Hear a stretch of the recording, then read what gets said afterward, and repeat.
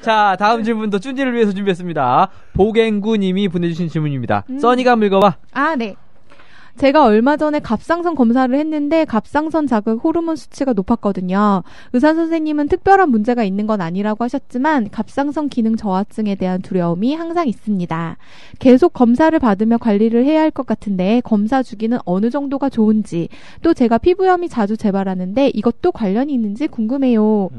야, 또 주옥 같은 답변 나오겠지? 그러니까 저희가 갑상선 기능 저하증이라고 하는 게 결국에는 갑상선 호르몬의 수치가 떨어지면서 갑상선 호르몬이 떨어졌기 때문에 그게 기능을 못하면서 생기는 증상들이 발생할 때를 갑상선 기능 저하증 이렇게 얘기를 하는데요.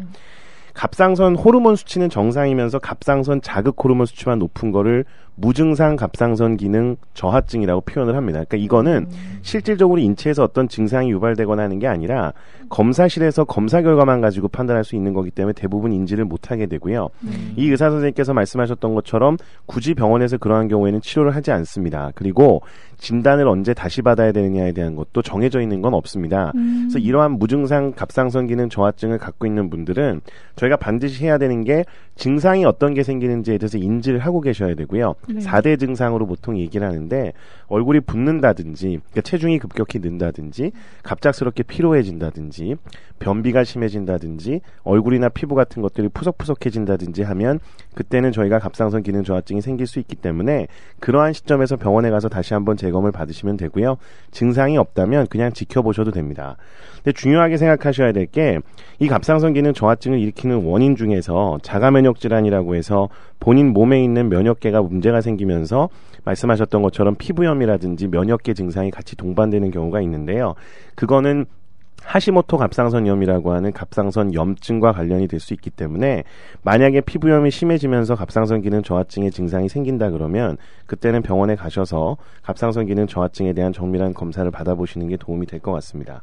그런 게 없다면 본인께서 하셔야 되는 건 딱 두 가지밖에 없습니다. 첫 번째는 남자분의 경우에는 피로라든지 음주, 과음, 그러니까 흡연 같은 갑상선 염을 악화시킬 수 있는 부분을 주의하셔야 되고, 반대로 여자분들은 물론 이건 공통적으로 해당이 되지만 생리 주기에 따라 갖고 약간씩 변화가 있을 수 있기 때문에 호르몬 변화에 따르는 문제점을 생각을 하셔야 되고요. 두 번째는 저희가 흔히 이야기하는 갑상선 기능 저하증이 요오드라고 하는 거에 의해서 저희가 과다 섭취를 하거나 적게 섭취했을 경우에 생길 수 있는데, 우리나라 사람들이 다시마 같은 것들로 이루어진 요오드가 많이 함유되어 있는 환 종류를 드시는 분들이 있는데요. 이런 것들은 피하셔야 되고요. 갑상선 기능에 문제가 있다고 해서 그러니까 해조류라고 하는 김, 미역 같은 것들을 굳이 그러니까 막 중단하실 필요는 없습니다. 우리나라 사람의 일상생활에서는 전혀 문제가 되지 않습니다. 쭈니 궁금한 게 있는데요. 이런 질문 받으면 혹시 앞에 자체적으로 스크립터 같은 게 뜨나요? 눈에 뭐가 보여? 눈에 막 뭐가 보여요? 떠도 이렇게는 못해. 네. 모르겠습니다. 그냥 네. 근데 그런 기능도 필요할 것 같아. 너무 이렇게 청산 뉴스로 가니까 요 구간 반복 듣기 기능이 좀 필요하지 않을까. 이게 어디서 같이 걸려줘야 이렇게 생각도 하고 정리도 하는데. 그건 제가 언제 한번 개발해가지고 어플리케이션 배포하도록 하겠습니다. 아니 근데 정말 주옥 같고, 근데 쭈니가 스튜디오에 없어도 이 방송 만들 수 있을 것 같아요.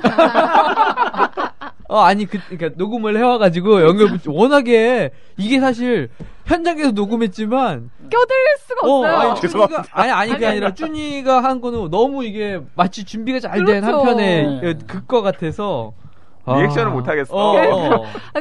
봤는데 제가 또 그거 보다가 웃겼던 게 YG가 정말 뚫어져라 쭈니를 쳐다보고 있는 거예요. 언제 틀리나 이거.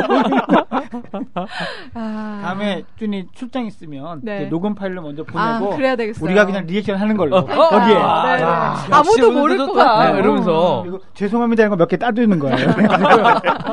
민망합니다. 땄지?